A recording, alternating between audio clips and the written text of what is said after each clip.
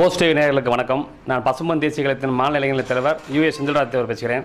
அதாவது 2019 தேர்தலில் பசும்பொன் தேசிய கழகத்தின் நிலைப்பாடு என்ன? எங்கள் நிலைப்பாடு என்பது 22 ஆண்டு காலமாக எங்கள் நிறுவன தலைவர் வெள்ளச்சாமி தேவர் அவர்கள் எப்போ இந்த இயக்கத்தை ஆரம்பித்தாரோ அன்னையிலிருந்து நாங்கள் இந்த சமுதாயத்துக்கு நல்லது பண்ணும் என்ற ஒரே நோக்கத்தில் அதிமுக ஆதரித்து வந்தோம். ஆனால் இந்த வருகின்ற பாராளுமன்ற தேர்தலில் எங்கள் நிலைப்பாடு அதிமுக கடுமையாக இருக்கிறது. எங்கள் இயக்கத்தின் 2 கோரிக்கை, முக்கிய கோரிக்கை. ஒன்று, மதுரை சர்வதேச விமானத்திற்கு பசுமன் பொன்முத்துராமலிங்க தேவர் அவர்களின் திருப்பெயரையும், அதேபோல் சிவகங்கை சீமையில் மாமன்னர் மருதுபாண்டியர் அவர்களின் திருவுருவச் சிலையை 2 சிலையை திறக்கிறதுக்கு 2 கோரிக்கை வச்சுருந்தோம் அந்த அரசாங்கிட்ட.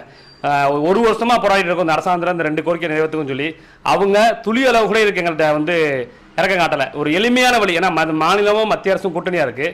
அப்போ ஈஸியாக அந்த இந்த கோரிக்கையை நிறைவேற்றிக்கலாம். அவங்க நிறைவேற்றலை. அதனால் 22 ஆண்டு காலமாக இருந்த எங்கள் அதிமுக பசும்பொன் தேசிய கழகம் நட்புறவை நாங்கள் முறித்து கொண்டு வருகின்ற பாராளுமன்ற தேர்தலில் அதிமுகவுக்கு கடுமையான எதிர்ப்பை தெரிவிப்போம். அதாவது பசும்பொன் தேசிய கழகம் ஜாதி கட்சி, தனிச்சு நின்றா நாங்கள் எங்களால் வெற்றி பெற முடியாது.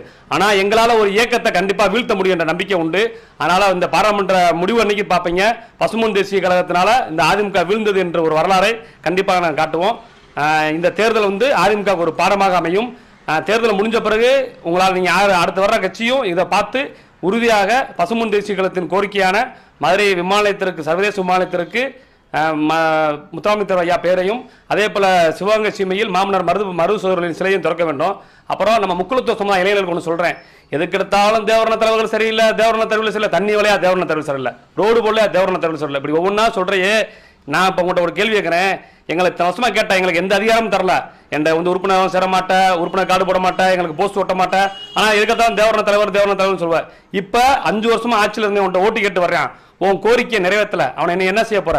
அதனால வீடுதோறும் அது ஒரே சொல்லு, பசும்பொன் தேசிய கழகத்தின் எதிர்ப்பு. எனவே நீ உள்ள வராத, கிராமத்துக்குள்ள உள்ள வராத, முக்குளத்தூர் கிராமத்துக்குள்ள அதிமுக உள்ள விடாதீங்க. அதிமுக மட்டும் இல்ல, ஒருத்தர் இம்மானுவலுக்கு அரசு விழா கேட்டேன், அந்த கட்சி உள்ள விடாதீங்க. அதே போல யாரையுமே உள்ள விடாதீங்க. நம்ம கோரிக்கையை கண்டிப்பா சுவிச்சாங்க. வரவன்ட்ட பூரா கேள்வி கேளுங்க. கேள்வி கேட்டா எந்த வழக்கும் காவல்துறை பதியாது. அதனால ஓட்டு கேட்டு பிரச்சாரத்துக்கு வரவன்ட்ட 5 வருஷம் கழிச்சு இந்த 1 மாசம் தான் வருவேன், அதுக்கடுத்து 5 வருஷம் கழிச்சு ஊருக்கே வரமாட்டேன். அவன் இந்த 1 மாசம் வரவன்ட்ட கண்டிப்பா கேள்வி கேளுங்க. பசும்பொன் தேசிய கழகத்தின் கோரிக்கையை நிறைவேற்றணும் அப்படின்னு சொல்லி ஆணித்தரமா சொல்லுங்க. விளக்கமாத்த வச்சு அடிங்க. அப்பதான் நம்ம கோரிக்கையை செய்தாப்பாங்க. ஏன்னா எல்லா இயக்கமும் எல்லா சமுதாயத்துக்கும் ஒரு வகையில் பயன்பட்டு இருக்கான். ஆனா இந்த ஜெயலலிதா மறைஞ்சாங்க, இந்த ஓபிஎஸ் இபிஎஸும் நமக்கு 1% கூட இந்த முக்குளத்துவ சமுதாயத்துக்கு நன்மை செய்யல. ஒன்று சொல்லலாம், டிஎன்டி பண்ண டிஎன்டி இருந்ததப்பா, இருந்ததை திரும்பி சேர்த்திருக்காங்க. இதுல ஒன்றும் பெரிய நமக்கு நன்மை கிடையாது. அதே போல இந்த பெருங்காமூரில் உள்ள தியாகிகள் மணிமண்டபம்ன்றது எல்லா சமுதாயத்துக்கும் கட்டிட்டா 1 வாரத்துக்கு முன்னாடி அறிவிச்சிட்டான். நம்மளுக்கு அதை கூட லேட்டாக தான் வச்சிருக்கான்.